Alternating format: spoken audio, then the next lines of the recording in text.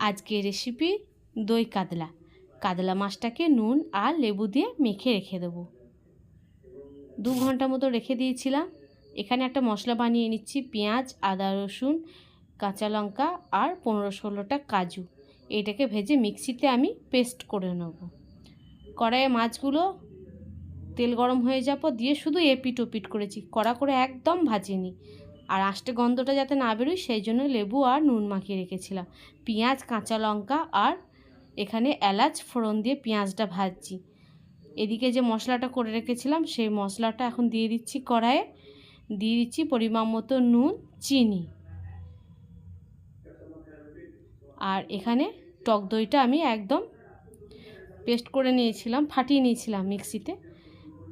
তো মশলাটা কষিয়ে নেওয়ার পর এখানে আমি মাছগুলো সব দিয়ে দেবো। 15 মিনিট মতন ফুটতে দিয়েছিলাম। আর যখন